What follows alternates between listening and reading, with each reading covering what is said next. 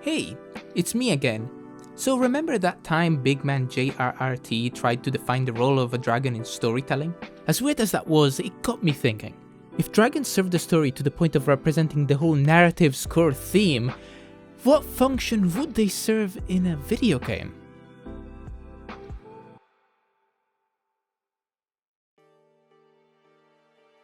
Subtlety is overrated. Why compromise when you can be proficient in all styles?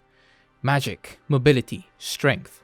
Our deepest fear comes from what we don't understand. Plenty of games have you brawl out with a beast. Few let you wield its power. How do games currently let us play as dragons? Why are devs so afraid of developing a game about dragons? Why would somebody want to play as a dragon? Well, that's what I'm gonna ramble on about for the next 8 minutes or so.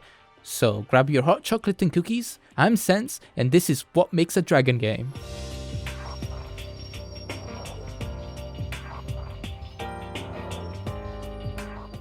Dragons have been a landmark in fiction throughout history, a symbol of intimidation, brute force, often serving well as antagonists, since they represent the ultimate obstacle, a force of nature. Evading a dragon is one thing, taking one down, you'd need an army, and maybe a little bit of luck. This might be the reason why games don't really let you be the dragon too often. You make the player too strong, and the game loses challenge. Make it too weak and the concept loses impact. After all, what's the point of a game if it plays itself? This is what, you guessed it, Legend of Spyro does really well. The experience is never really consistent within the trilogy, but I think each approach they took made the most of what they had. A New Beginning is your average beat 'em up. My nan could take on this game. What this game does spot on is the progression and the spectacle. Progression is another issue devs can stumble on. How do you make something stronger when your character can't even wield a weapon? There are two solutions to this problem. One way is... And as much as I want to see Spyro with a gun, I don't think this approach would work here. What the devs did instead is integrate the gameplay progression into the narrative. Spyro starts out too dumb to even notice that he ain't an insect. Spyro isn't a full dragon, he is a small dragon. His physical capabilities aren't fully developed yet, making him the decisive underdog in terms of physical power and attacks. What he does have is the power of the purple dragon. Yes, the game does in fact answer why he purple. Purple dragons have the power of wielding all elemental powers in combat. This is reflected in the gameplay. You only get a 3-hit combo that inevitably leads to an aerial combo, either leaving the enemy open for a magic follow-up or allowing you to create distance. This elemental ability shreds enemies to the point that your normal combo becomes completely obsolete halfway through the game. The name of the game here is dodging to find an opening and wailing on the enemy with one of your elements. You can see the game deliberately incentivizing you to use this playstyle by making defeated enemies drop mana crystals, letting you use the magic for longer. Yes sir, this is a resource management survival horror game, everybody. A mana bar gives you the power fantasy without making the game too easy. It adds a risk-reward element, as failure to kill an enemy with your attacks leaves you vulnerable until you get your mana back. But there is more to magic to just attacking. Electricity can be used to throw enemies out into the void, especially useful against bigger enemies. Electricity makes combat more of a suggestion and less of a requirement. Fire is more often than not used for crowd control, and ice can be used to quickly freeze smaller enemies and push them away. While in way no OP, Spyro A New Beginning makes me really feel like the antagonist of Balloon's TD6.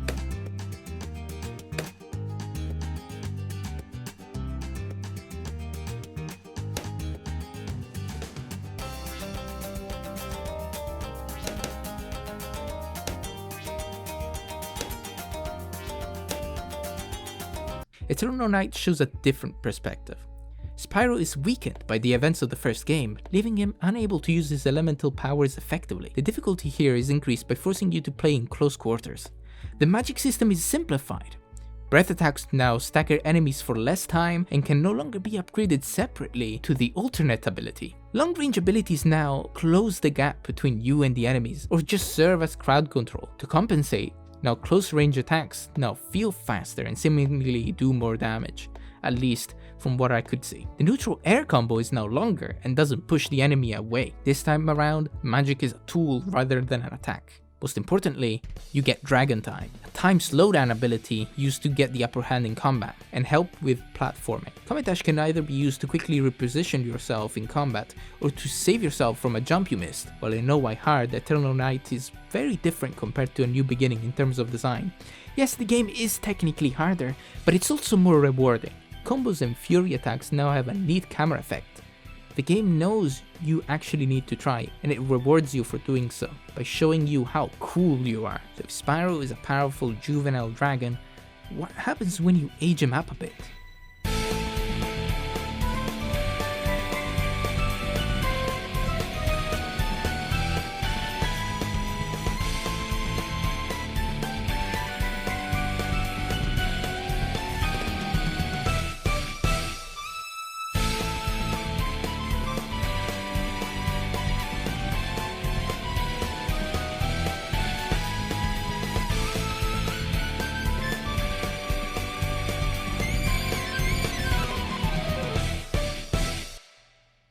3 years after the events of Eternal Night, Spyro and Cinder are finally released, and ready to wreak havoc on the Dark Master's forces.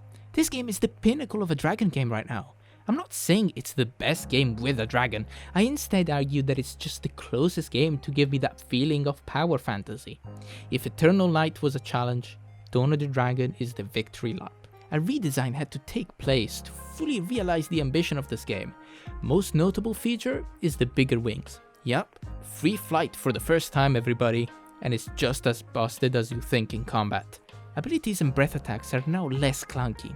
You get 8, spanning 2 dragons. You finally have light and heavy attacks, and a grapple, and aerial attacks, and whatever this is.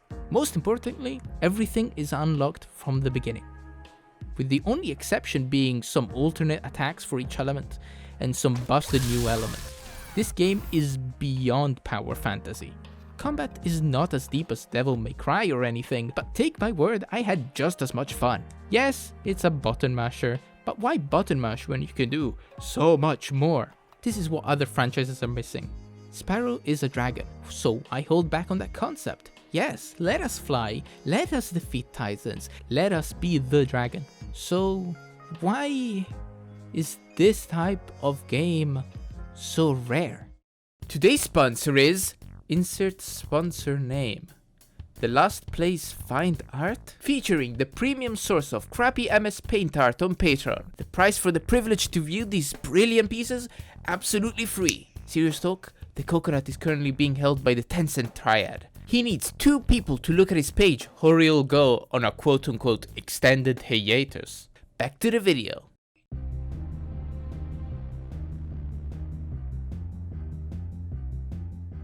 Yeah, sure, could be because it isn't for everybody, but beyond that, there's a problem with what Dawn of the Dragon does.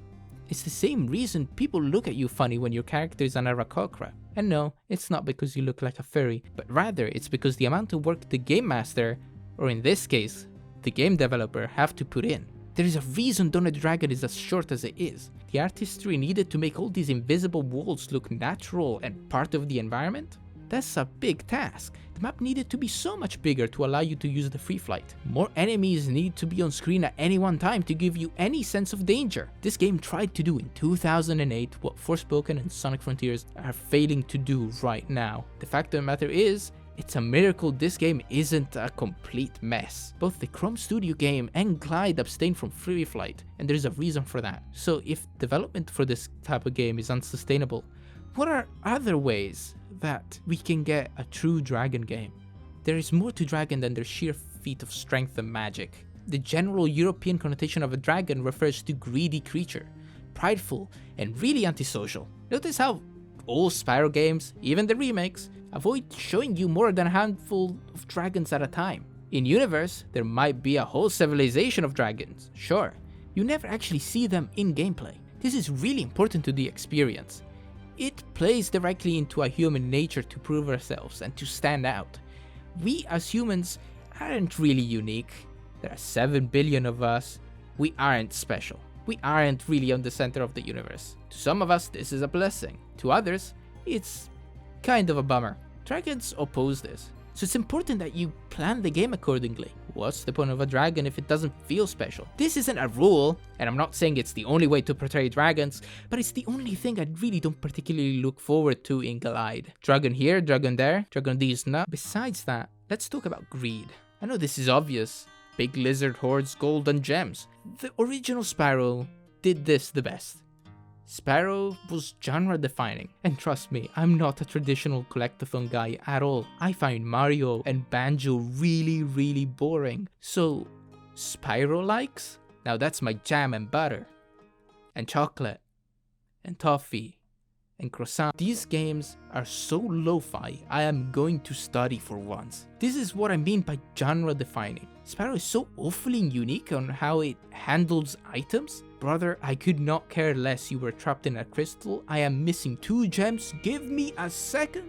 The ultimate dopamine rush when you finally see that 100% completion in a level, it's insane. I think it's just because there's so many gems. It's just so addicting to get them all. Collecting gems is less about skill and more of a head empty, I like money mentality. And I don't know about you, but that should be a standard in a dragon game. A standard in a dragon game. Let that sink in for a second. Let me ask you one final question. Can't there be a standard in a dragon game?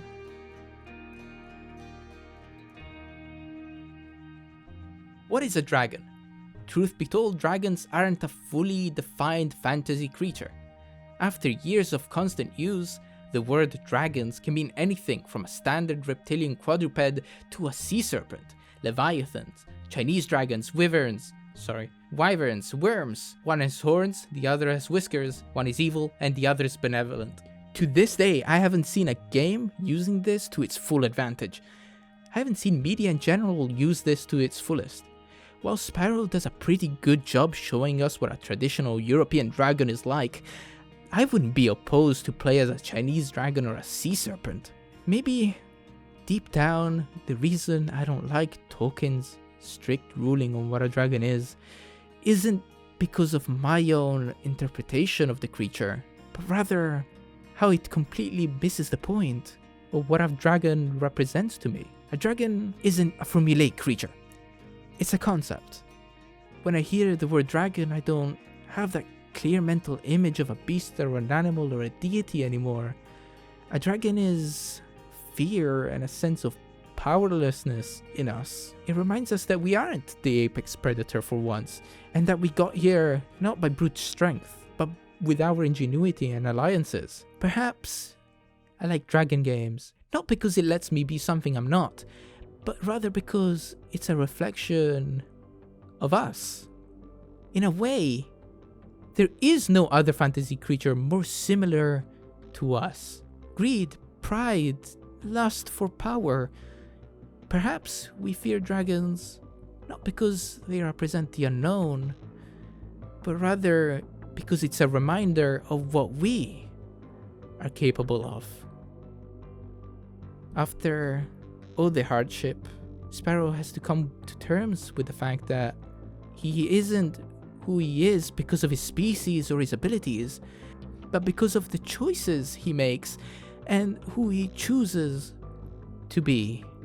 At the end of the day, there isn't anyone more different than him than the only other purple dragon to have ever existed. There's nothing in his way but himself to change that. What's the ultimate obstacle but to conquer oneself? Maybe that is the only standard for what makes a dragon game.